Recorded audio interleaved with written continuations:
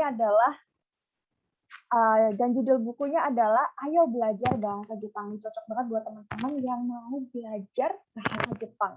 Wah, ini pasti di dalam bukunya ada trik-triknya gimana caranya belajar bahasa Jepang dengan efektif ya. Nah, oke, tanpa berlama-lama lagi, teman-teman, yuk kita sapa narasumber kita kali ini, Mas Edi Tanli. Terima kasih untuk Mbak Irin untuk moderator kita. Terima kasih atas waktu dan tempatnya. Oke, teman-teman. Gimana kabarnya Mas? Ini aku manggilnya Mas Febi atau Mas Tanli atau Mas Febi Tanli nih enaknya nih. Mas aja nggak apa-apa. Mas Febi, Mas Tanli, bebas. Oke, Mas Tanli ya. Oke. Mas Tanli, apa kabar ini hari ini? Alhamdulillah baik, sehat selalu. Alhamdulillah. Ini posisinya lagi di Jepang ya? Iya. Oke. Di kota mana, Mas? Okayama ya? Di Kota Takashi, Prefektur Okayama. I see. Oke. Mas Tanli sudah siap untuk sharing berbagi ilmu ya? Kita semua penasaran banget nih ya. Bisa double degree nih. Terus sudah bisa menerbitkan buku luar biasa. Oke. Now time is yours. Oke, kita mulai aja ya. Untuk mempersingkat waktu, kita mulai aja. Maaf, Mbak Irin, suaranya menghilang ya? Ya, silakan Mas. Mulai aja. Oke, teman-teman, semuanya konbanwa. Selamat malam. Selamat malam, perkenalkan. Nama saya Febi Tanli. Saya seorang pelajar program S2 di Kibi International University. Oke, sebelumnya saya mengikuti program double degree antara kampus yang ada di Indonesia dan yang ada di Jepang, Kibi International University ini.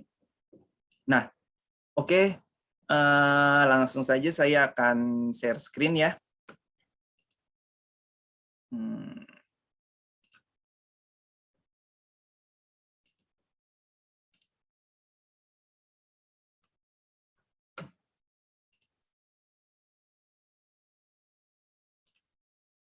Oke, teman-teman, bisa kelihatan semuanya, teman-teman? Oke, ini adalah profil saya. Perkenalkan, nama saya Febi Tanli. Asal saya dari Karawang, Jawa Barat, tepatnya. Ya, riwayat pendidikan saya telah mengikuti program S1 double degree, ya, antara Universitas Buana Perjuangan Karawang dan Kibi International University. Nah, di situ saya mengambil jurusan manajemen bisnis dan sosiologi. Jadi program double degree saya ini diberi atas dukungan beasiswa dari kampus Universitas Buana Perjuangan Karawang dan pemerintah setempat, pemerintah Kabupaten Karawang.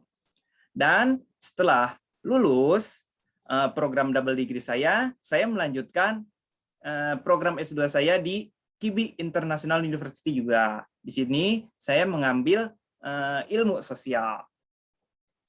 Oke, di sini saya akan sharing pengalaman saya bagaimana caranya mendapatkan double degree. Bagaimana sih cara kuliah di Jepang? Nah, oke, di slide selanjutnya saya akan sharing kepada teman-teman.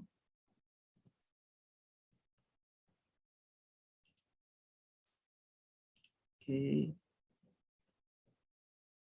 Nah, kuliah di Jepang dapat double degree. Oke, gimana sih? Nah, di sini saya juga akan sharing tentang peluang kerja dan beasiswanya. Oke, poin-poinnya.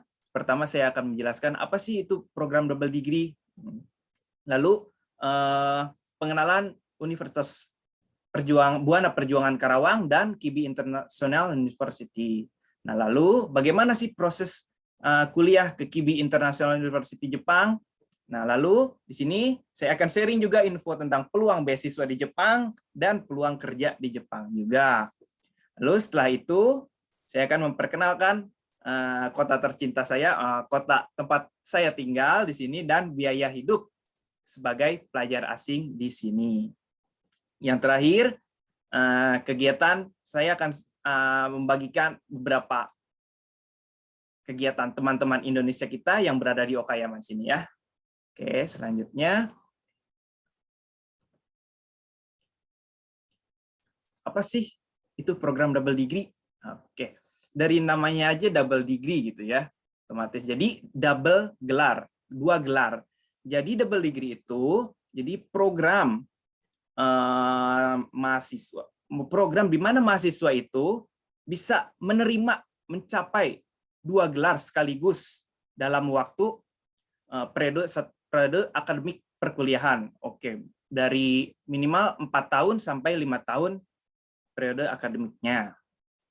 Nah, mahasiswa itu biasanya menempuh dahulu perkuliahan 2 tahun di universitas di Indonesia. Lalu setelah itu pergi ke Jepang melakukan 2 tahun lagi, 2 atau sampai 3 tahun lagi di universitas yang telah menjalin kerjasama internasional. Oke, di sini meritnya pun ada beberapa, yaitu kita bisa mendapatkan 2 ijazah, 2 gelar dari kedua pihak universitas yang kerjasama tersebut. Lalu di sini juga kita nggak hanya belajar, di sini juga kita bisa bekerja paruh waktu ya, part time disebutnya arubaito kalau di sini, dan juga bisa menyisihkan sedikit uang dari hasil kerja paruh waktu tersebut. Lalu yang terakhir ini bisa belajar sekaligus jadi traveler juga nih di sini. Jadi bagi teman-teman yang suka main-main, jalan-jalan gitu, bisa menjelajah Jepang gitu di waktu musim liburan. Oke, begitu. Selanjutnya,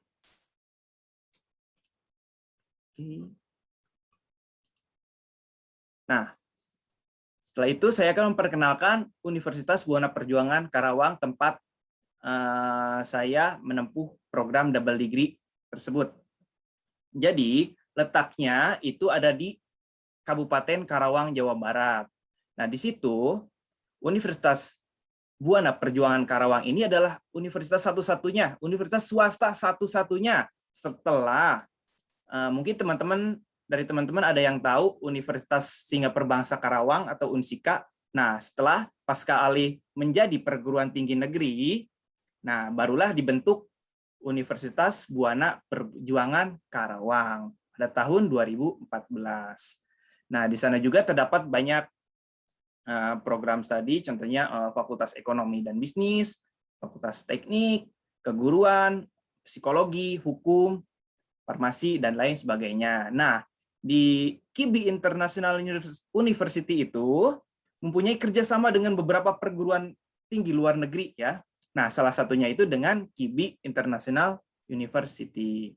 Nah, di UBP Karawang itu, nah program studi yang bisa ditempuh, yang disahkan atau yang hanya bisa, yang baru hanya bisa ditempuh itu programnya ada ini nih, ada 3 program saja baru-baru ini ya, yaitu program studi manajemen, psikologi, dan PGSD. Untuk sementara ini baru 3 prodi itu saja yang bisa menjalani program double degree. Oke, selanjutnya KIBI International University, tempat saya berada sekarang. Nah, di sini juga kampus KIBI itu mendukung program double degree dan student exchange. Jadi jangan heran kalau di sini itu pelajar asingnya banyak sekali, pelajar asingnya dari negara-negara Asia Tenggara contohnya ya, Asia Selatan dan lain sebagainya.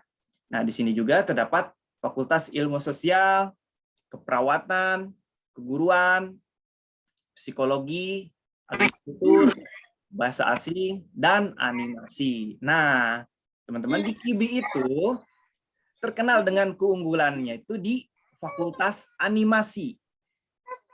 Mungkin teman-teman semua tahu animasi film kartun Astro Boy. Nah, itu diproduseri oleh salah satu profesor yang ada di Fakultas Animasi KIBI International University. Dan satu lagi, dengan sepak bola wanitanya. Itu terkenal sekali di dalam negeri sini, di Jepang sini, yaitu namanya Charme. Ya.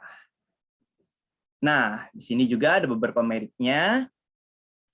Dengan kuliah di KIBI ini, teman-teman pelajar asing itu mudah sekali mendapatkan beasiswa, didukung sekali gitu ya. Nah, lalu di kampus ini, di universitas ini, universitas swasta dengan jumlah mahasiswa asing untuk beberapa tahun kemarin ya, sebelum pandemi, itu mahasiswa asingnya terbanyak di Prefektur Okayama.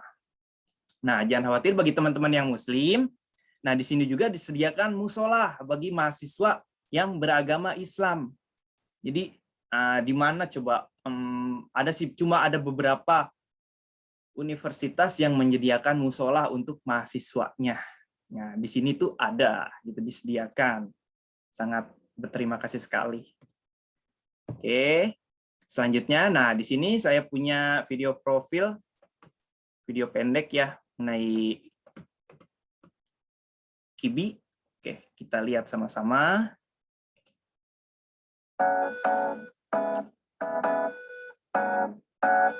Nah, KIBI International University ini mempunyai 3 kampus di 3 area ya. Pertama itu Takahashi Campus, lalu Okayama Campus, dan satu laginya Minami Awaji Campus. Oke, kebetulan saya ada di Takahashi Campus.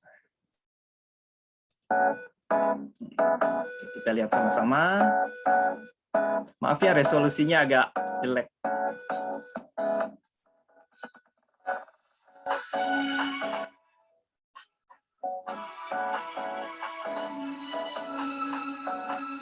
Nah, di Takahashi Campus ini karena letaknya di pegunungan, jadi pada waktu musim semi itu bunga sakura itu bermekaran dan lingkungannya itu pink semua karena penuh dengan bunga sakura. Pokoknya cakep banget kalau musim semi di sini. Oke.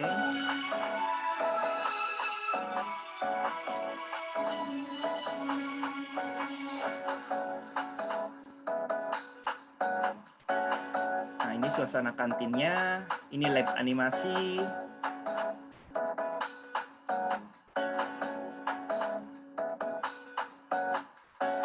Nah, ini lapangan sepak bola khusus Charme ya. Sepak bola wanitanya yang terkenal di sini.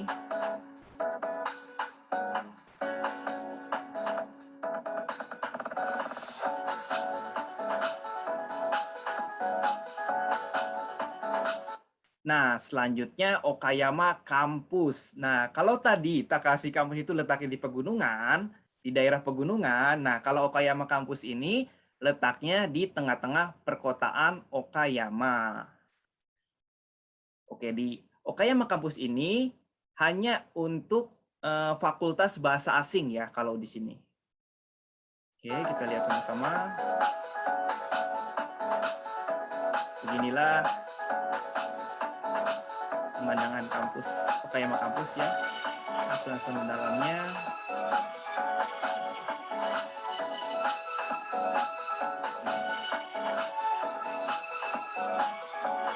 Nah, yang terakhir itu Minami Awaji Campus. Letaknya itu di Prefektur Hyogo. Nah, di sini hanya khusus untuk fakultas agrikultur ya, teman-teman. Oke.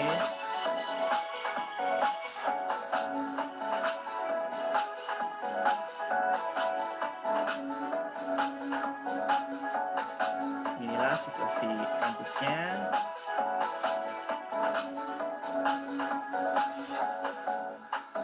Ini kantinnya, perpustakaan.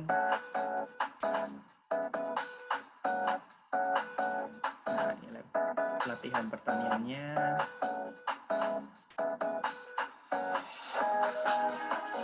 Dan begitulah cuplikan video pendeknya mengenai KIBI International University ya. Oke, selanjutnya ini nih yang teman-teman tunggu pastinya. Apa saja sih yang harus dipersiapkan bila ingin kuliah di Jepang, khususnya di Kibi International University ini, nah teman-teman yang harus dipersiapkan saat di Indonesia itu sama halnya untuk melamar ke perguruan tinggi di Indonesia ya. Untuk persyaratan umumnya ada transkrip nilai pendidikan terakhir, ijazah, KK, KTP, dan lain sebagainya. Itu sama saja, sama seperti di Indonesia. Lalu mengisi form pendaftaran kampus yang dituju. Nah, misalkan teman-teman ingin ke Takahashi kampus atau ke Okayama kampus. Nah, itu bisa diunduh formnya di website atau hubungi internasional affair-nya ya teman-teman. Nah lalu, nah ini nih yang penting, cukup penting. Minimal teman-teman harus memahami huruf katakana dan hiragana. Karena apa? Karena di sini kan di Jepang kan di Kibi itu perkuliahannya itu menggunakan bahasa Jepang. Jadi kalau teman-teman belum bisa memahami bahasa Jepang, nah itu sangat terganggu sekali pembelajaran teman-teman nanti. Nah minimal teman-teman itu memahami huruf katakana dan hiragana. Nah selanjutnya sertifikat bahasa asing. Nah kalau ini jika ada, bila ada itu lebih baik. Nah yang terakhir ini yang sangat penting, izin dan restu dari kedua orang tua. Ini sangat penting sekali teman-teman. Nah lalu di sini ada prosedur program S1-nya. Jadi teman-teman, bagi yang belum terlalu memahami bahasa Jepang, jadi teman-teman itu setelah datang ke sini diharuskan masuk sekolah bahasa Jepang minimal 6 bulan, paling lama maksimal 1 tahun. Jadi teman-teman di situ dalam waktu 1 tahun itu belajar bahasa Jepang agar bisa memahami perkuliahan nanti saat teman-teman memasuki program S1 nanti. Nah, masa belajarnya akademik perkuliahannya sama seperti di Indonesia, sini minimal 4 tahun. Nah, ini juga diwajibkan teman-teman itu lulus atau punya sertifikat CLPT atau level N2 gitu ya. Oh, susah banget tuh level N2. Jangan khawatir, teman-teman di sini dalam waktu 1 tahun, 2 tahun itu pasti dapat N2. Soalnya teman-teman kita di sini juga pasti banyak yang punya N2. Jangan khawatir.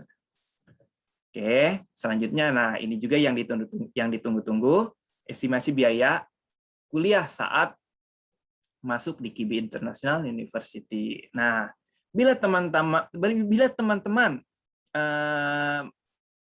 melalui jalur pribadi itu bisa saja tanpa melalui UBP tadi ya.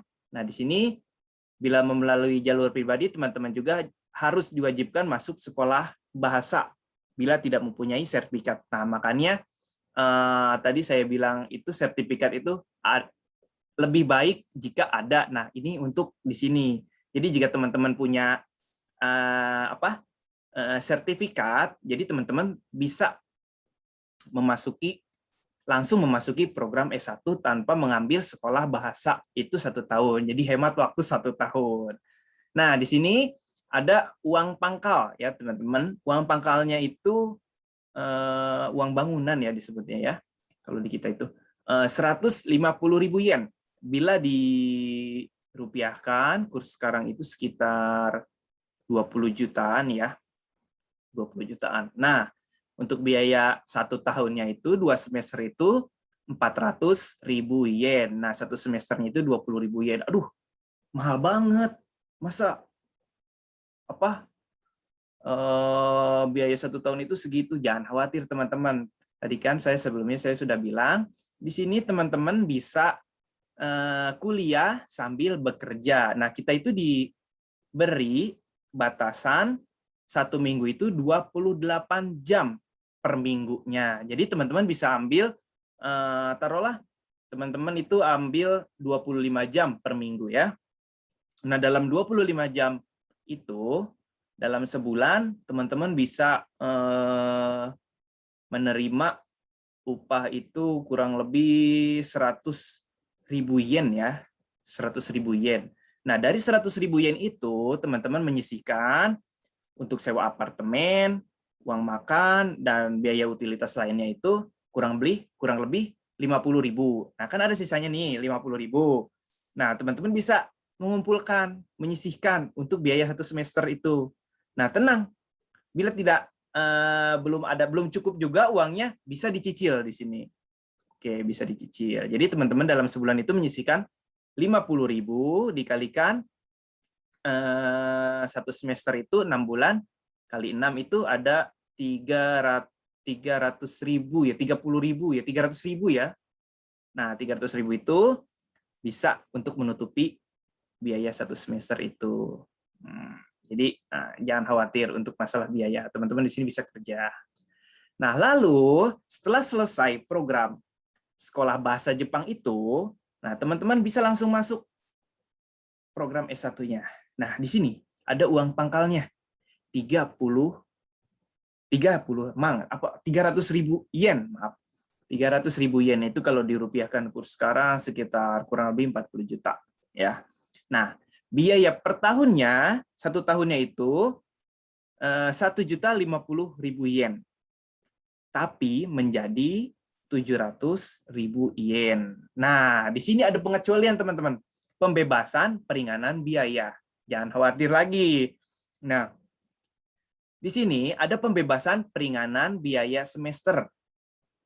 Yang tadinya satu semester itu 525.000 yen, nah menjadi 350.000 yen per semesternya selama 4 tahun.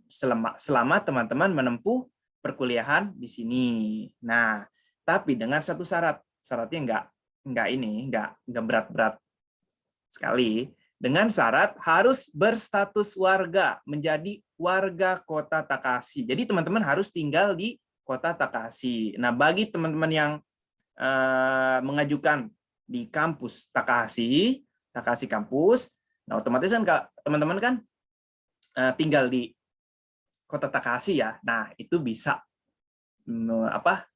menerima peringanan biaya tersebut. Nah, ada lagi pembebasan uang pangkal 300.000 yen bagi alumni siswa sekolah bahasa Jepang tersebut. Nah, karena teman-teman di awal sudah membayar uang pangkal 150.000 yen, nah otomatis setelah masuk program S1 ini, karena ini kerjasama ya, masih satu yayasan, jadi teman-teman itu tidak harus membayar uang pangkal di program S1-nya itu, 300.000 yen itu tidak perlu. Free, karena sudah membayar uang pangkal yang tadi awal itu 150.000 yen.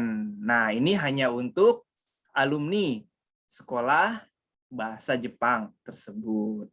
Ada lagi, ada pembebasan biaya semester ke-1, ke-2, dan ke-3. Wih, banyak banget nih ya kalau dihitung-hitung 1.050.000 yen. Nah, teman-teman bisa kuliah gratis nih. Nah, tapi syaratnya harus memiliki JLPT level N1. Nah, makanya tadi saya bilang sertifikat bahasa Jepang itu ada, lebih baik jika ada. Nah, jadi teman-teman saat memasuki sekolah bahasa Jepang itu dalam waktu 1 tahun itu teman-teman kalau bisa harus mendapatkan N1 agar pembebasan biaya semester ke-1, ke-2, dan ke-3-nya itu gratis. Nah, tapi jika teman-teman hanya bisa mendapatkan sertifikat bahasa Jepang N2, level 2, jangan khawatir, ada pembebasan biaya semester juga untuk yang memiliki JLPT N2. Untuk semester ke-1 dan ke-2 itu kalau dihitung 700.000 yen itu free ya, teman-teman juga bisa kuliah dengan tenang, aman ya. Nah, gimana nih kalau dalam waktu 1 tahun itu kita nggak bisa dapat sertifikat N2 atau N1? Jangan khawatir, ada lagi pembebasan biaya hanya semester kedua. 350.000 yen itu untuk semester kedua itu gratis, tapi semester awalnya harus bayar dulu ya 350.000 yen, lalu semester keduanya dibebaskan. Oke, ini juga dengan syarat harus berstatus warga Kota Takahashi ya, karena yang memberikan pembebasan biaya ini itu pemerintah setempat Kota Takahashi. Jadi teman-teman jangan berpikir kuliah di Jepang itu mahal. Iya emang mahal, cuma kan ada beberapa pembebasan biaya untuk mahasiswa asing. Nah, kalau di Kibi itu kita kan 700.000 yen ya 1 tahun itu. Nah, itu hanya untuk pelajar asing ya teman-teman. Kalau untuk Ippang Gakusei itu orang Jepang itu bayarnya full 1.050.000 yen. Oke, selanjutnya, nah di sini yang paling terpenting ya peluang beasiswanya teman-teman. Oke, buat teman-teman yang khawatir mengenai biaya di sini, saya mencantumkan beberapa beasiswa yang mudah didapat.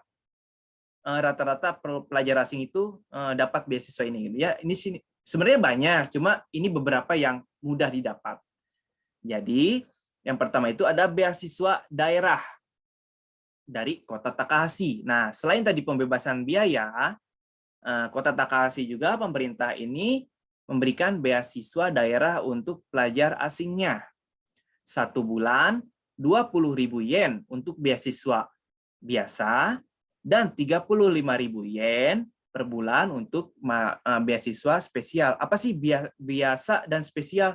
Nah, yang spesial ini, nah karena kuota mahasiswanya itu sekitar 40-50 mahasiswa, jadi yang beasiswa spesial ini hanya 3-5 orang untuk mahasiswa yang memiliki GPA atau IPK tertinggi dalam 40-50 orang tersebut ya.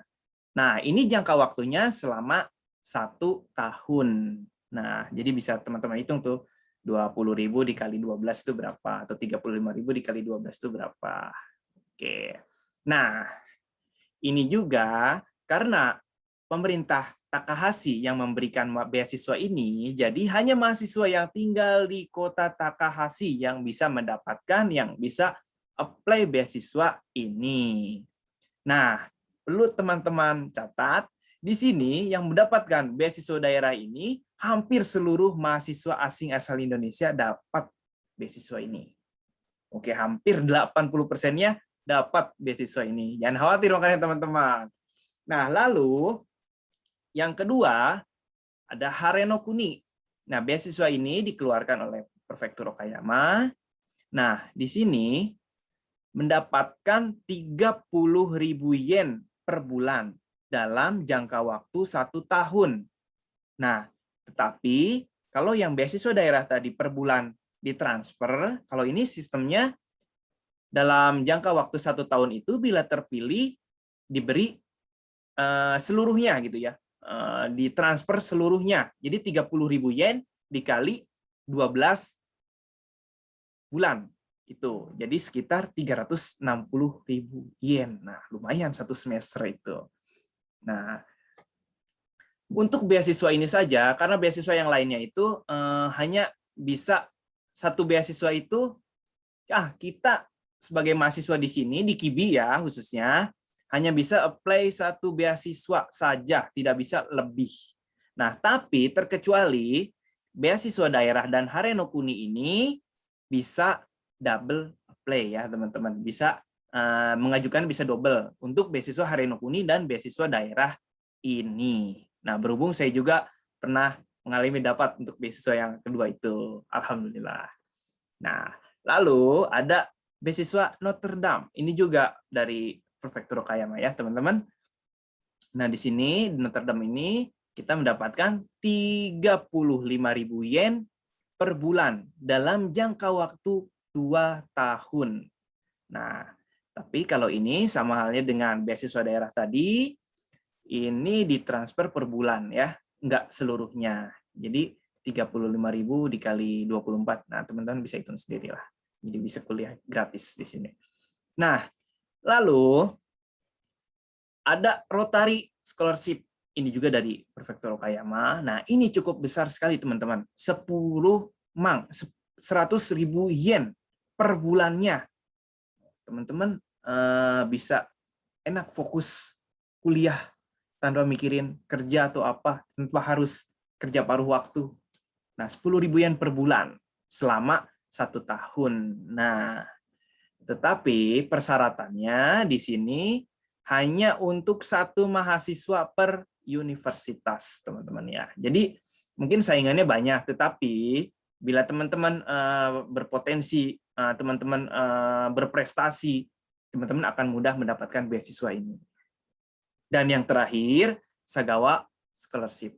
Nah, ini juga dari sama ya, dari Prefektur Okayama. Di sini lebih besar dari Rotary tadi. Di sini 120.000 yen per bulan. Selama kalau apa? Selama bisa ini sih bisa diperpanjang 1 tahun sampai 2 tahun. Nah, misalkan dalam 1 tahun itu sudah habis, kita bisa mengajukan lagi sampai tahun selanjutnya. Nah, ini juga sama, hanya untuk 1 mahasiswa per universitas. Se-Prefektur Okayama ya. Se-Prefektur Okayama, bukan se-Takahashi, bukan sekota Takahashi.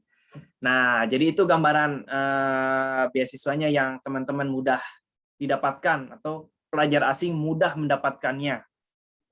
Itu diantaranya. Sebenarnya masih banyak lagi sih. Kalau saya tampilkan di sini kelamaan nantinya. Jadi bagi teman-teman yang penasaran, silakan nanti bisa apply juga, bisa ke sini kuliah bareng kita sama-sama di sini. Oke. Nah, selanjutnya peluang kerja di Jepang.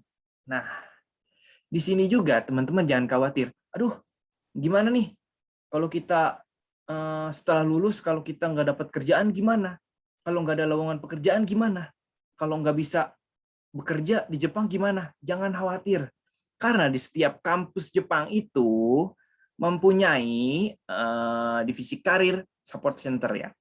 Jadi di sini karir support center itu mendukung mahasiswanya, baik pelajar asing maupun umum, mendukung atau memberi informasi mengenai lowongan pekerjaan yang terbaru, yang teman-teman inginkan. Misalkan teman-teman datang nih ke Career Support Center ini, saya ingin bekerja di bidang ini, saya ingin bekerja di bidang ini. Nah, lalu tugasnya Career Support Center itu memberikan informasi, bagaimana kalau teman-teman, kalau Anda melamar di perusahaan ini.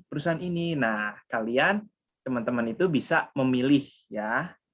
Nah, karena pemerintah Jepang itu akhir-akhir berapa tahun ke belakang itu membuka peluang kerja lagi untuk 14 sektor untuk tenaga asing ya, bagi tenaga asing. Jadi di antaranya itu ada sektor care worker ya. Jadi contohnya itu perawat lansia. Nah, di akhir-akhir ini banyak sekali peminatnya di care worker ini. Nah, lalu ada building cleaning management. Nah, di sini untuk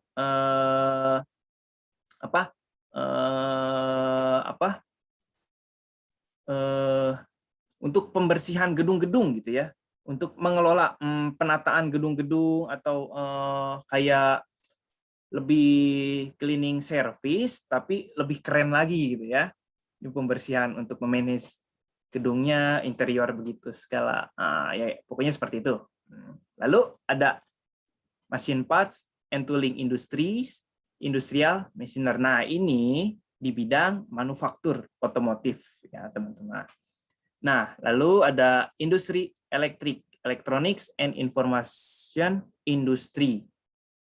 Nah, kalau ini di bidang kelistrikan, bidang listrik ya, mungkin bisa membuat kabel dan lain sebagainya.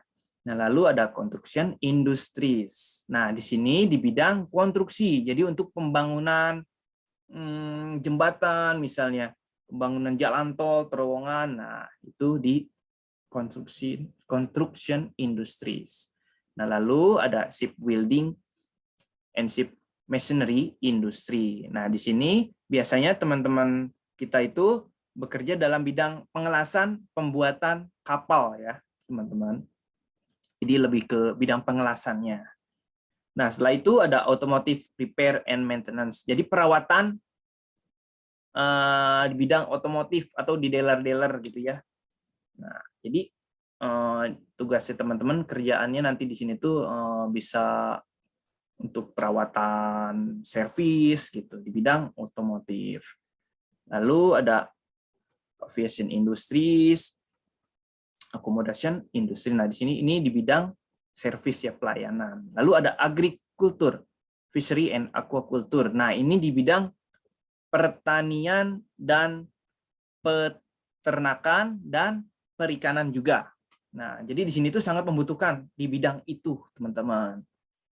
Nah, lalu ada yang terakhir, ada manufaktur of food and beverage and food service industry. Nah, kalau ini di bidang pembuatan obento ya, makanan, bidang makanan, pembuatan makanan di sini di perusahaan di sini gitu. Nah, jadi begitu teman-teman. Jadi jangan khawatir kalau teman-teman setelah lulus di sini itu, aduh cari kerja susah nih, aduh gimana kalau nggak ada, jangan khawatir karena di Jepang itu dari tahun ke tahun itu Jepang itu mengalami penurunan usia kerja yang produktif, teman-teman. Jadi rata-rata usia pekerja di perusahaan Jepang itu antara 40 sampai 50 tahun. Nah, lalu pemerintah Jepang itu bagaimana caranya untuk menambah usia kerja produktif di Jepang? Nah, pemerintah itu terus merekrut dan memperluas lagi penerimaan kerja asing, tenaga kerja asing. Nah, khususnya untuk pelajar asing lulusan perguruan tinggi Jepang, lulusan dalam negeri di sini gitu maksudnya ya. Karena lulusan perguruan tinggi dalam negeri di sini itu dipercaya, perusahaan itu mempercayai karena pelajar asing lulusan sini itu mempunyai potensi untuk bisa memajukan perusahaannya tersebut di kelas internasional. Nah, begitu teman-teman. Jadi sangat membutuhkan lah pokoknya. Jadi jangan khawatir teman-teman nggak bisa kerja. Itu karena sudah banyak membuka lowongan lagi. Oke, selanjutnya. Nah, setelah tadi pengenalan peluang beasiswa dan peluang kerja, di sini saya akan memperkenalkan kota tempat saya tinggal dan estimasi biaya hidup sebagai pelajar asing di sini. Nah, karena saya tinggal, aduh, maaf hilang. Aduh, maaf. Mana tadi?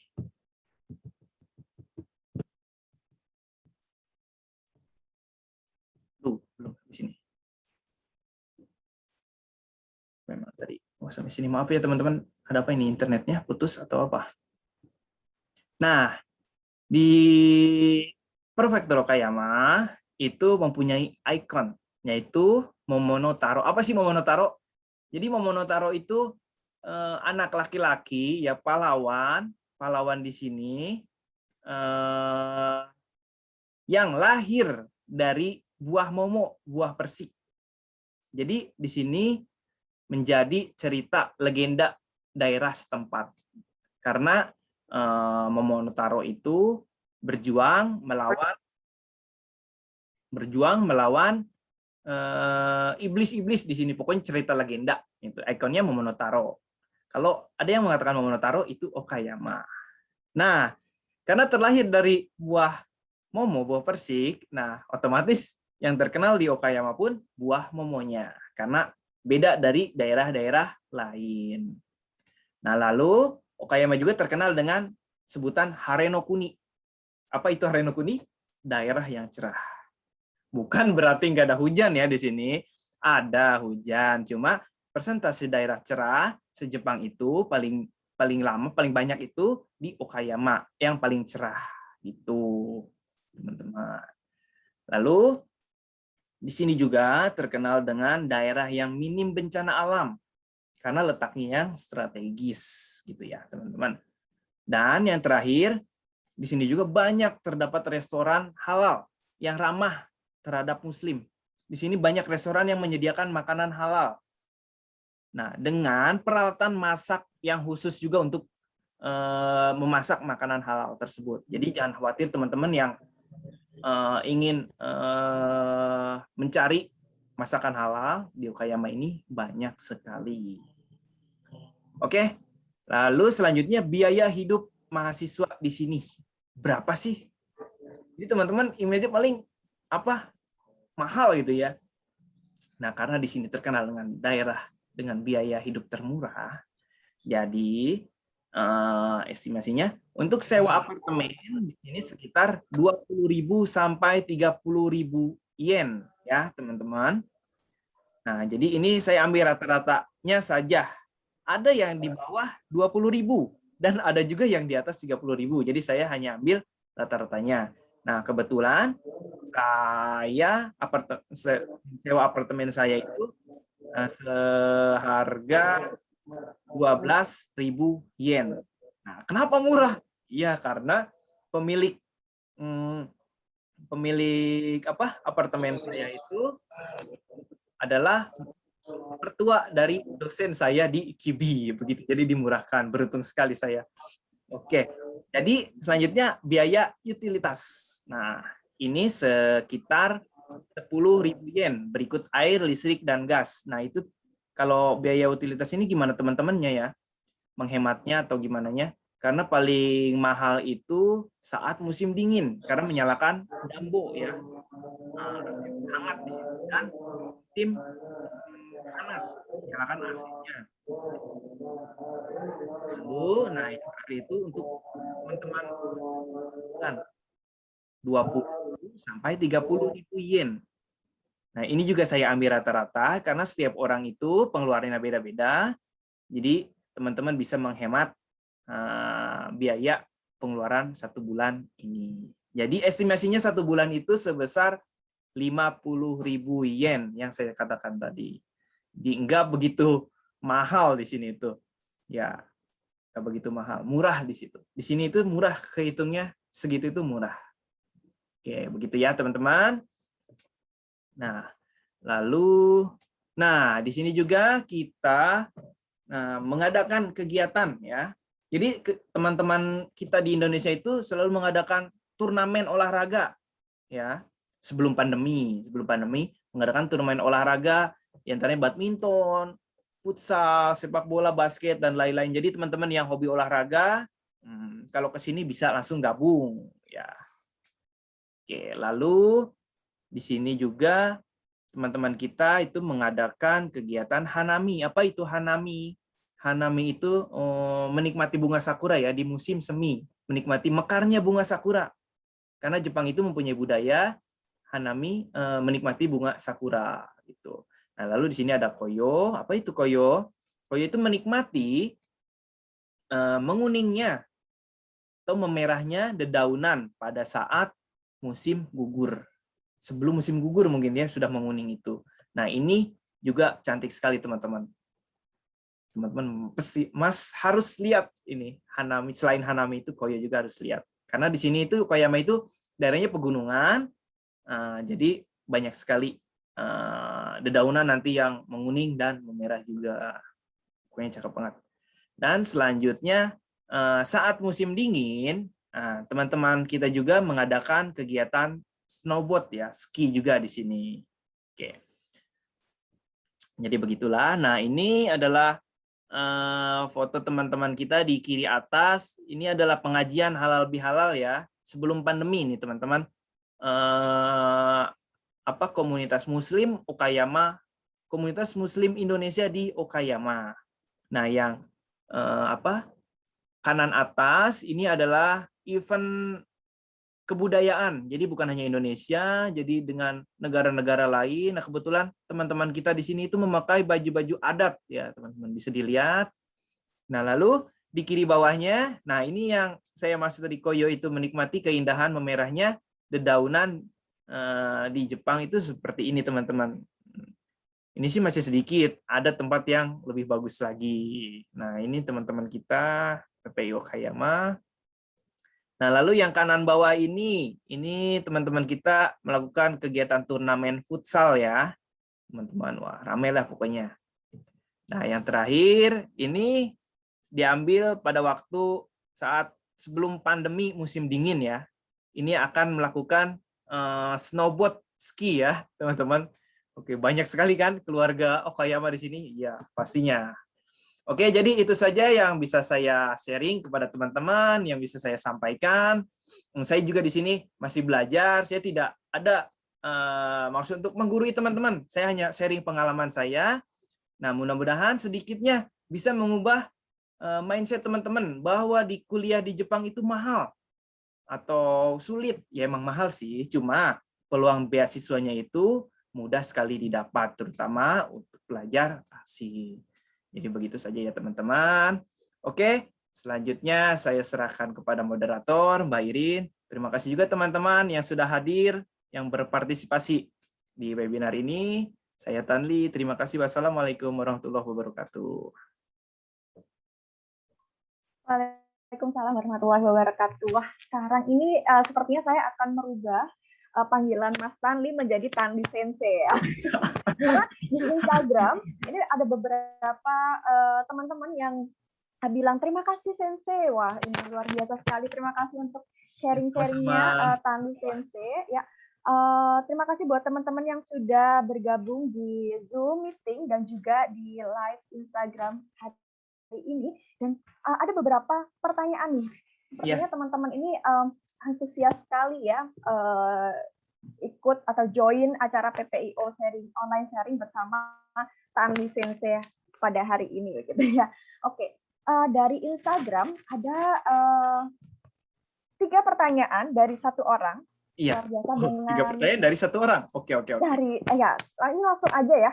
Satu-satu ya kita jadi bila saya bisa menjawab, saya jawab. Bila saya belum bisa menjawab, saya akan menjawabnya setelah saya mendapatkan jawabannya, teman-teman ya. Oke. Di pertanyaan pertama dari @wirmi_jpn gitu ya. Kakak mau kuliah tapi dari SMA, cuma umur sudah 25 tahun nih. Terus statusnya sebagai Kensusei. Oh, Jisusei. Sekarang sedang program Jisusei gitu maksudnya? Ingin menempuh S1 di Jepang. S1, usianya udah 25 tahun nih. Bisa. @werme_jpn. Iya. Bisa ya? Bisa. Sampai 30 berapa gitu, 32 atau 35 gitu ya batasnya S1 itu. Bisa, kalau di Kibi bisa. Tapi harus pulang dahulu ya teman-teman ya. Pulang dahulu. Nah, nanti saya juga untuk pengurusan dokumen itu dibantu oleh LPK yang ada di Solo untuk pengurusan dokumennya. Jadi teman-teman setelah pulang bisa menghubungi LPK tersebut. Namanya LPK Sakura Gakuin ya yang di Solo. Nah, jadi untuk pengurusan dokumennya bisa langsung tanyakan ke sana. Untuk persyaratannya juga bisa langsung tanyakan ke LPK tersebut. Oke. Nah, @werme_jpn ini juga bertanya lagi nih. Ini pertanyaan yang kedua ya. Ya. Dari beliau ya. Nah, kalau statusnya magang, apakah bisa dapat potongan? Tadi mungkin Tanli Sensei cerita tentang potongan-potongan biaya untuk studi lanjut di International High. Ya bisa saja seperti yang saya bilang tadi, persyaratannya harus tinggal di Okayama tersebut, di Takahashi, kota Takahashi, karena peringanan biaya tersebut itu diberikan oleh pemerintah setempat kota Takahashi. Jadi bagi teman-teman yang sedang menjalani program Jisusei bisa pulang dahulu. Nah biasanya pulang dulu yang Jisusei itu, baru datang lagi ke sini begitu. Oke. Dan pertanyaan selanjutnya di orang yang sama @jermi_jpn ya. Kalau status magang, tadi udah sama nih. Kalau status magang bisa dapat potong, udah dijawab ya, bisa ya. Nah, dari Instagram kita akan beralih ke Zoom dan teman-teman di Zoom ini juga sudah ramai sekali ya. Dari Muntawo Alvin Amanaf begitu ya. Mas Tanli, perkenalkan saya Alvin dari IT Telkom Purwokerto. Untuk peluang beasiswa yang tadi ada 4 buah tersebut, apakah bisa untuk studi S3? Terima kasih. Untuk tadi S3? Ya, beasiswa yang tadi buah. Kalau S3 itu ada di Kibi International University, itu ada program S3. Tapi saya tidak begitu tahu, teman-teman. Nanti saya tanya ya, saya tanyakan ke ke ke bagian international affair-nya ya. Apa bisa apa tidak itu program S3 itu ya. Oke, PR buat saya. Terima kasih pertanyaan. Nanti saya sampaikan. Nanti saya hubungi lewat akun PPIO ya, teman-teman. Oke. Kemudian pertanyaan selanjutnya dari rekan-rekan di Zoom juga ada Puratama, gitu ya. Sumimasen sensei, izin bertanya. Ya, silakan. Untuk S1 kan tadi harus lulus di LPT N2. Sedangkan tadi kan mengikuti sekolah bahasa selama 1 tahun ya. Iya. Kira-kira ada nggak sih tips untuk persiapan ujian GLPT? Terutama tips belajar kanjinya nih Sensei. Arigatou gozaimasu. Nah, jadi oke. Teman-teman bila masuk ke program sekolah bahasa Jepang pra S1 itu, jadi teman-teman itu digembleng di situ bahasa Jepang. Jadi mau bisa nggak bisa, pasti bisa teman-teman. Jadi di pembelajaran itu hanya khusus bahasa Jepang. Jadi teman-teman itu bagaimana cara belajarnya tersendiri kan beda-beda ya.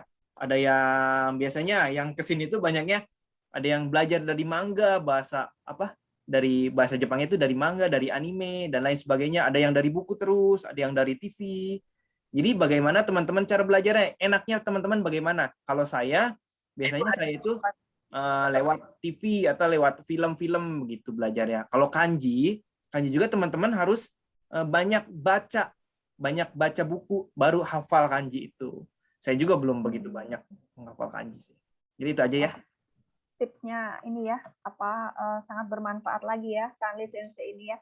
Oke, dari Zoom kita akan beralih lagi ke Instagram. Ternyata di Instagram juga banyak banget komen-komen dari teman-teman, antusiasnya luar biasa sekali ya. Oke, saya akan bacakan pertanyaan dari Dea Carya gitu ya. Dengan segala prospek pekerjaan yang telah kakak paparkan, kalau boleh tahu kakak sekarang berkesempatan kerja di mana? Wah, ini nih. Berkesempatan kerja di mana? Oke. Pertanyaannya untuk ini ya, masa depan saya ya. Jadi saya itu rencana setelah lulus program S2 saya itu akan diminta untuk mengajar di perusahaan bukan di perusahaan, di Universitas Buana Perjuangan itu. Jadi setelah saya lulus, saya diminta untuk mengajar di Universitas Buana Perjuangan tersebut. Jadi kira-kira seperti itu ke depannya rencana saya. Berarti ini ya, kembali ke tanah air ya? Ya, saya cinta tanah air. Kalau sekarang ada ini pertanyaan, kalau boleh tahu kakak sekarang berkesempatan kerja di mana? Berarti paruh waktunya ya, paruh waktunya. Ya, paruh waktunya. Saya macam-macam.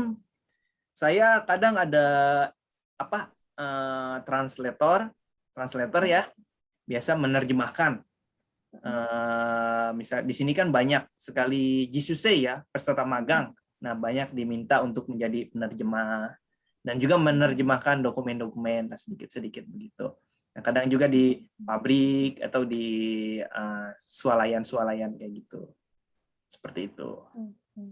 Banyak sih pokoknya kalau kesempatan kerja untuk pelajar asing paruh waktu itu banyak. Jadi kita bebas memilih. Begitu. Asalkan masih dalam batas waktu 28 jam seminggunya. Begitu. Ya, karena kita masih student ya, statusnya student, ada pembatasan untuk jam kerja begitu ya, Kang Sensei. Nah, pertanyaan selanjutnya ada dari Nuring Tias 98. Kak, apakah boleh berhijab kalau kuliah di sana? Kenapa nggak boleh? Karena di sini kan ramah lingkungan, ramah Muslim. Di sini juga teman-teman kita banyak yang memakai hijab. Kita masyarakat sini itu sudah sudah toleransi lah. Jadi sudah mengetahui ini orang Islam. Malah kalau kita makan di kantin, kalau kita datang ke kantin gitu ya, kita pesan makanan, ini ada babinya mengandung mengandung daging babi, apa boleh, apa mau gitu. Jadi kita malah ditawarkan. Jadi sudah mengerti. Masyarakat di sini tuh, petugas kantinnya itu sudah mengerti. Oh, ini ada mengandung ininya loh katanya. Bukannya Muslim itu nggak boleh ya makan ini ya Pak gitu. Jadi sangat ramah sekali lah, ramah Muslim di sini itu. Kalau di Kibi University kantinnya banyak makanan halal ya, Pak Sensei? Kemarin Atau itu beberapa tahun kemarin sebelum pandemi, karena kan pandemi kan online ya, ininya apa pembelajarannya, perkuliahannya.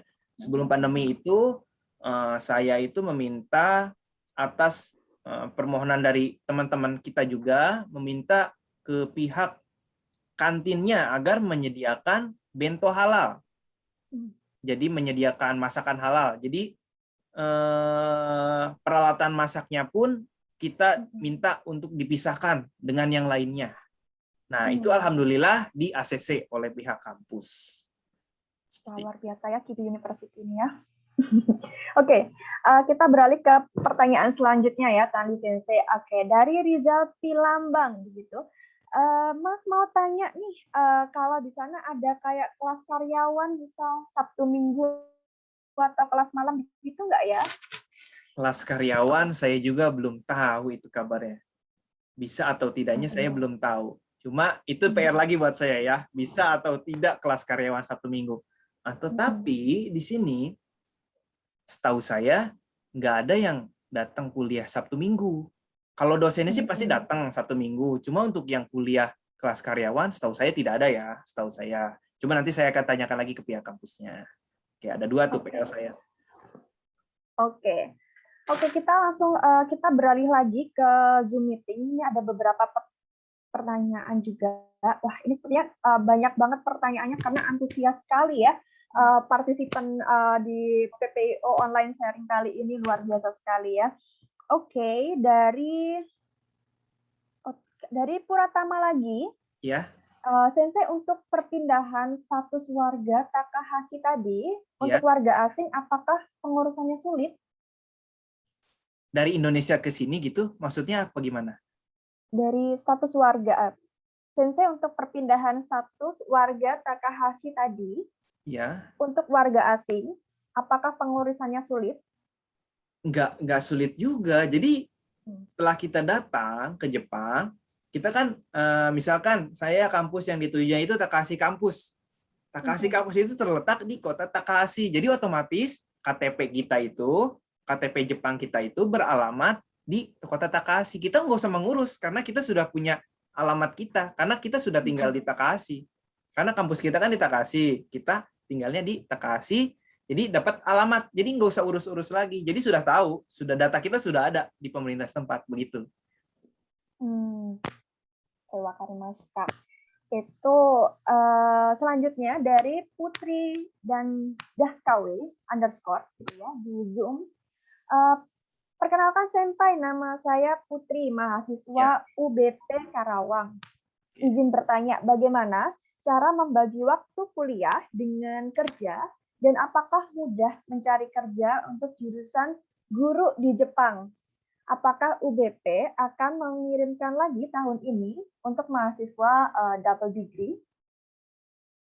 Nah, gitu ya. Jadi, bagaimana cara membagi waktunya?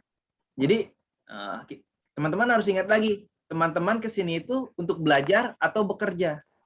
Nah, karena kita visa student ya, jadi kita itu kan difokuskan untuk belajar. Nah, jadi kita harus fokus belajar. Nah, kita dalam mengambil kerja paruh waktu itu kita harus mencari celah-celah di mana tidak ada pelajaran pada perkuliahan tersebut. Jadi biasanya teman-teman kita ini itu banyaknya itu Jumat, Sabtu, Minggu ngambil paruh waktunya begitu. Dan untuk prospek kerja bidang PGSD tadi, kalau di sini itu asalkan teman-teman punya lisens ya, izin Shikaku namanya, izin mendapatkan sertifikat izin dari pemerintah Jepang untuk mengajar di Jepang ini, bisa saja. Kenapa nggak bisa? Karena bila teman punya sertifikat pengajar gitu di sini, ya otomatis teman juga bisa mengajar. Jadi ada juga yang mengajar di TK-TK begitu, semacamnya. Dan apakah tahun ini UBP akan mengirim lagi? Nah, itu juga saya belum tahu, kurang tahu. Tapi kemungkinan besar belum bisa. Karena sebelum mahasiswa UBP ke sini itu ada tahap-tahapnya. Jadi di Indonesia itu biasanya digembleng dulu bahasa. Di LPK yang Solo tadi itu, Sakura Gakuin, itu selama kurang lebih 2 bulan. Nah, perjalanannya itu, prosesnya itu kurang lebih setengah tahun. Nah, jadi persiapan bahasa 2 bulan, lalu urus-urus ini, urus itu, visa dan lain segala macamnya. Jadi, misalkan teman-teman, biasanya sih bulan 10 ya, teman-teman UBP kita ke sini. Jadi, misalkan kesininya bulan 10, bulan 5-nya itu lagi proses untuk ke sini. Tapi karena sekarang kan belum ada ya, jadi kemungkinan besar tidak mengirim lagi, belum bisa mengirim lagi gitu. Karena lagi pandemi juga kan, bagian imigrasinya juga belum begitu bisa menerima orang asing masuk begitu. Oke. Kemudian pertanyaan selanjutnya dari Muhammad Faris. Sensei, apakah tidak ingin meneruskan kehidupan dengan bekerja di sana? Wah, ini ya kepo nih ya. Ya. Ada yang kepo juga nih ya. Tadi kan pengen sebenarnya mau saja ya. Jadi setelah saya bisa juga setelah saya pulang ke Indonesia dan mengajar, nah di situ saya juga akan menimba ilmu lagi, sambil menimba ilmu lagi. Ya, kalau ada kesempatan ya saya juga akan ingin ke sini lagi. Jadi karena saya ingin mengabdi, berterima kasih gitu ya, ibaratnya ke UBP, ya jadi saya akan ke sana dulu, begitu kurang lebih. Nah, kalau ini dari Firzi Maulana, untuk peluang daftar S2 di sana, apakah besar itu? Untuk Peluangnya S2. Besar sekali, ya. S2. Jadi kalau S2 itu ya, teman-teman itu harus pertama itu harus menentukan profesornya dulu ya. Jadi di websitenya kan ada. Jadi ada di situ ada beberapa profesor. Jadi teman-teman ingin masuk ke Zemi siapa, ke lab siapa gitu. Jadi email dulu. Nah dari situ dapat pengarahan dari profesornya. Ya insya Allah juga profesornya juga welcome karena mahasiswa Indonesia di KIBI itu terkenal dengan ramahnya, begitu, dengan ramahnya, keramah tamahannya, terkenalnya itu di sini begitu. Oke, ini juga jawaban ini juga menjawab pertanyaan dari Enggar Mariana ya. Berarti untuk program beasiswa S2 di KIBI juga terbuka lebar begitu ya, Kang Lisensi ya? Iya. Oke. Masih ada waktu untuk bertanya. Saya akan beralih lagi ke Instagram Live kita. Iya.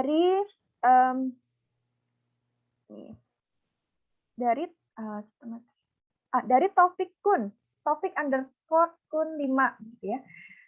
Kak, kalau misal dari Sumimasen itu, kalau dari Indonesia udah D3 keperawatan, terus lanjut ke S1 KIBI, apakah dari awal lagi kuliahnya atau ada seperti mungkin lanjut jenjang gitu? Nah, ya kalau kita sudah menempuh D3 ya di Indonesia, ke sini itu kita nggak mengulang dari awal. Kita ada lanjut jenjang. Misalkan D3 itu kan 3 tahun ya di Indonesia itu ya. Nah, bisa masuk tahun ketiga atau tahun kedua. Jadi, biasanya sih tahun kedua, tapi bila mahasiswa tersebut mempunyai sertifikat sudah memahami bahasa Jepang, bisa saja langsung ke tahun ketiga, begitu. Oke. Ini ada pertanyaan dari Ahmad Sobandi 9888. Tadi kan requirement-nya harus menguasai bahasa Jepang gitu ya, minimal at least N2 gitu ya. Nah, ini ada pertanyaannya adalah kalau dari S1 di Indonesia mau S2 di Jepang bisa nggak Sensei? Bisa ya, pastinya. Bisa saja, kenapa nggak bisa? Ya, tapi tanpa menguasai bahasa Jepangnya. Bisa nggak Sensei? Gimana ya? Karena perkuliahan di sini itu memakai bahasa Jepang ya. Jadi kan kalau kita ingin memahami isi perkuliahan tersebut kan otomatis kita harus memahami bahasa Jepang dahulu. Benar begitu? Betul. Jadi setidaknya kita harus punya sedikit banyaknya itu punya bekal di Indonesia itu seperti yang tadi saya bilang, minimal bisa katakana, hiragana, atau kosakata, atau belajar otodidak juga bisa sekarang kan ya di YouTube itu. Nah, setelah walaupun nggak punya sertifikat tapi kita bisa percakapan, minimal percakapan sehari-hari bisa saja. Nah, di situ juga kita sebelum masuk juga nanti ditanya pasti, kamu punya sertifikat N berapa? Kalau nggak punya, apa kamu mau masuk sekolah bahasa dahulu atau langsung ke sini gitu. Bisa saja seperti itu. Oke, kemudian ada pertanyaan lagi nih Sensei dari Dea Caicaria _ dengan bermodalkan level N3 GLPT, itu Ya. apakah bisa berkesempatan untuk mengikuti ujian masuk di Kibika? Dan untuk Ryugakusei seharusnya mengikuti ujian masuk yang mana ya Kak? AO atau lain-lain? Gitu. Kalau levelnya N3 bisa nggak ya berkesempatan untuk mengikuti ujian? Bisa sekali, karena saya itu saya itu kan pengalaman saya sebelumnya sebelum datang ke Jepang itu, saya juga dulu pernah di Jepang sebagai siswa magang di Susei juga. Jadi setelah pulang saya mendapatkan sertifikat N3. Nah lalu saya kuliah di UBP dengan program double degree-nya itu. Lalu setelah 2 tahun di UBP, saya pergi ke KIBI. N3 bisa banget, bisa sekali. Bisa sekali ya? Iya. Oke. Kemudian ada pertanyaan lagi dari Wirme_CPN ini. Wah, ini antusias sekali ya, Wirme_CPN ini ya. Untuk masuk jurusan spesialis bahasa di KIBI dari pelajar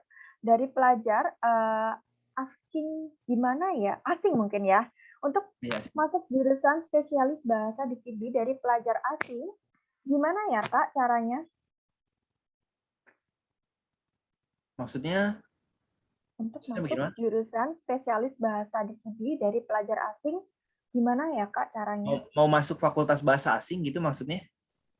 Mungkin ya.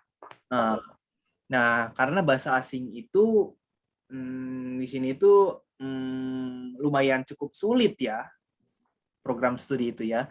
Jadi kalau teman-teman belum benar-benar bisa memahami bahasa Jepang,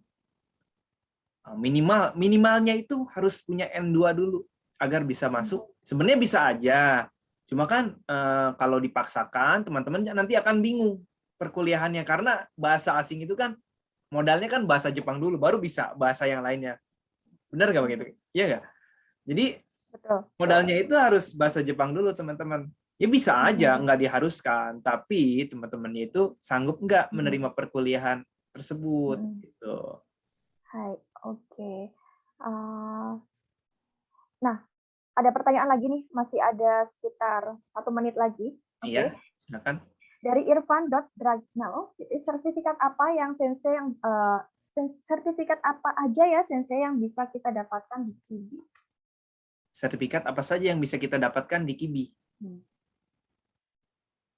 Maksudnya dalam perkuliahan itu ya kita bisa uji kemampuan bahasa Jepang kita dengan cara yang tadi JLPT itu, lalu ada juga KIBI itu mengeluarkan sertifikat pengajar yang dikeluarkan oleh kampus tersebut. Jadi setelah mahasiswa itu mengambil beberapa mata kuliah yang ditentukan, nah minimal itu harus mempunyai N1 baru bisa memiliki sertifikat pengajar tersebut yang dikeluarkan dari KIBI tersebut.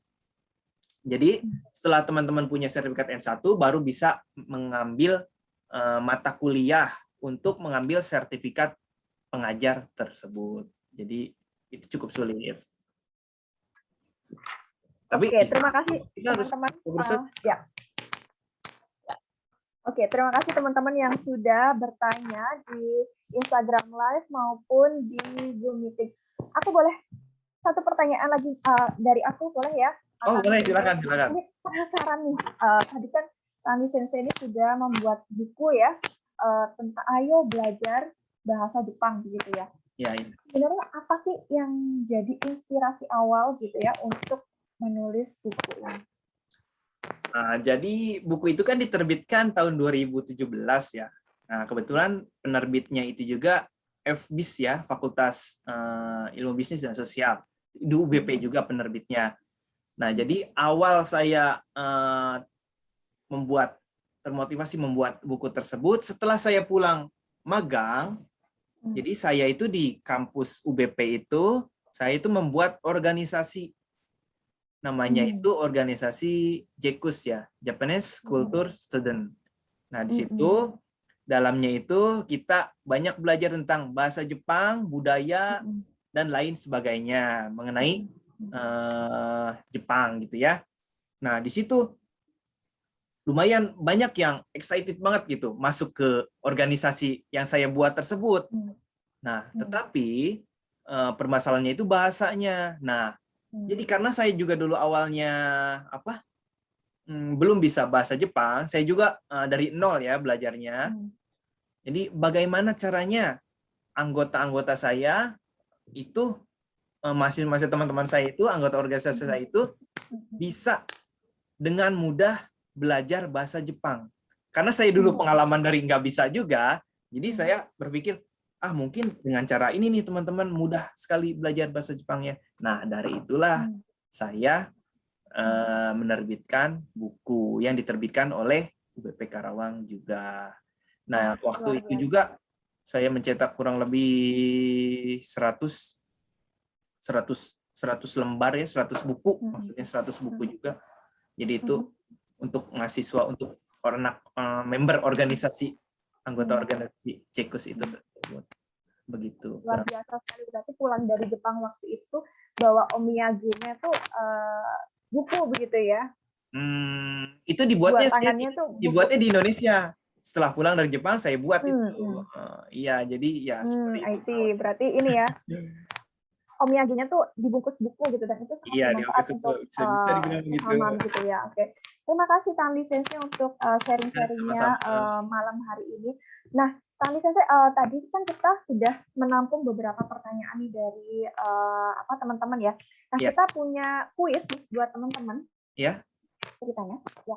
Kita punya kuis buat teman-teman, dan teman-teman siap-siap typing ya untuk jawaban di kolom chat ataupun Zoom gitu ya. Siapa cepat dia dapat, nanti akan direkap sama panitia, dan untuk teman-teman yang beruntung akan dihubungi panitia untuk mendapatkan 5 buah buku ya, karya dari Tanli Sensei gitu ya, secara gratis ya, dan juga pulsa sebesar Rp50.000 untuk 2 orang pemenang. Oke, bentar. Aku mau sharing untuk pertanyaannya dulu. Oke, siap-siap teman-teman. Ya, siap-siap ya teman-teman ya. Ya, siapa cepat dia dapat.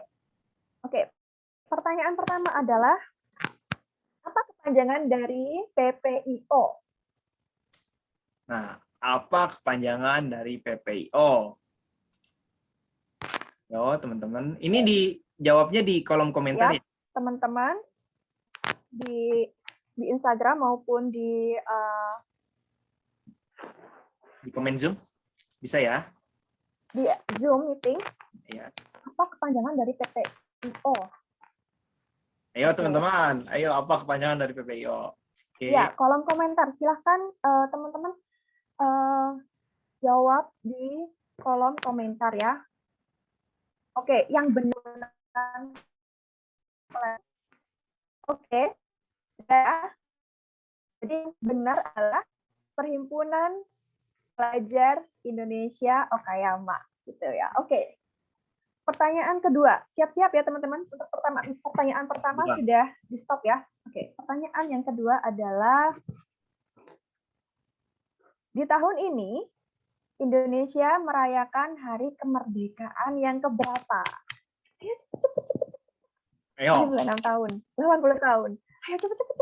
Nanti ini ya, minta tolong panitia untuk direkap begitu ya.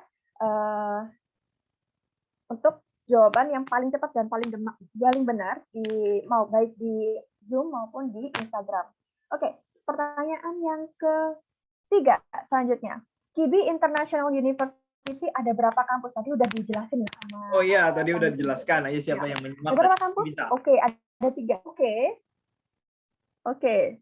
Oke, kami direkap ya. Oke, pertanyaan selanjutnya. Kita punya ada 6 pertanyaan ya. Oh ya, perlu diinformasikan bahwa buku ini, buku yang akan kami kirim, hanya untuk mereka-mereka yang berkesempatan sudah berada di Jepang posisinya ya, karena terbitan bukunya Tali Sensei masih beredarnya masih di Jepang ini ya sekarang ya. Untuk yang beruntung kedua adalah pulsa 50.000 untuk teman-teman yang beruntung gitu ya. 50.000 untuk 2 orang pemenang. Oke, pertanyaan selanjutnya teman-teman. Oke. Apakah buah khas Okayama? Oke. Jika sudah masih ingat nggak ya? Ya di screen ya.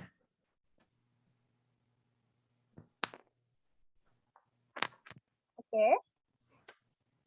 Yang jawab Momotaro. Nah, ini nanti teman-teman panitia minta tolong di di list begitu ya. Mana jawaban yang paling cepat dan paling benar. Oke. Kemudian selanjutnya, Jepang memiliki berapa musim? Gampang banget ini ya. Ada musim apa ya? Sekarang kita lagi di musim apa ya, Tani Sensei? Musim panas. Musim panas, ya. Lagi ya puncak-puncaknya panas. Hai. Oke, teman-teman terima kasih untuk join-nya. Kemudian for the next ya.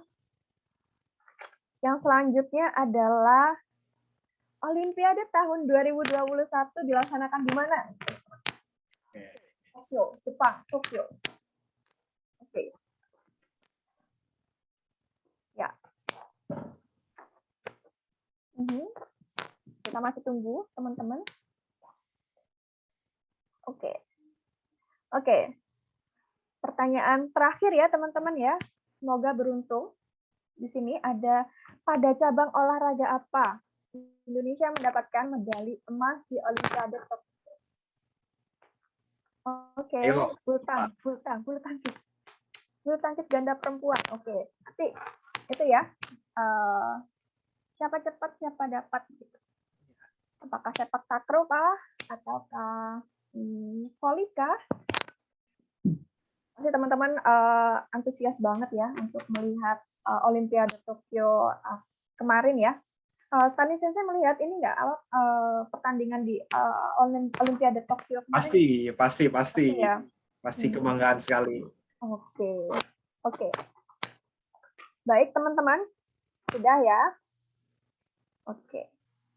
Karena waktunya nggak kerasa banget ya, sudah 90 menit begitu ya. Hampir 90 menit begitu. Oke. Nah, teman-teman, buat teman-teman yang menginginkan atau berharap atau ingin dapat sertifikat dari PTIO, teman-teman bisa ngisi data teman-teman di bit.ly/PTIO certificate atau bisa scan barcode yang di sini. Oke, ini hanya di scan aja ya. Ya. Terus masuk bisa di scan, nanti isi data diri, pastikan nama atau jika ingin ditambahkan gelar, silahkan pastikan nama tertulis dengan benar. Oke, sekali lagi di bit.ly/PTIO certificate. Oke.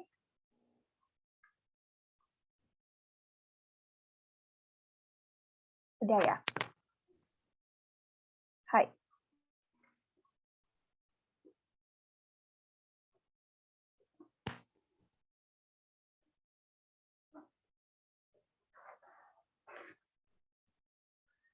Oke, teman-teman, terima kasih atas partisipasinya di sore hari ini di dalam agenda TPI Okayama Online Series.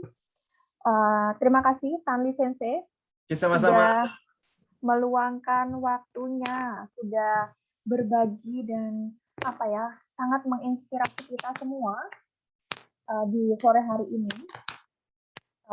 Dan semoga selalu menginspirasi kita semua, gitu ya. Terima kasih.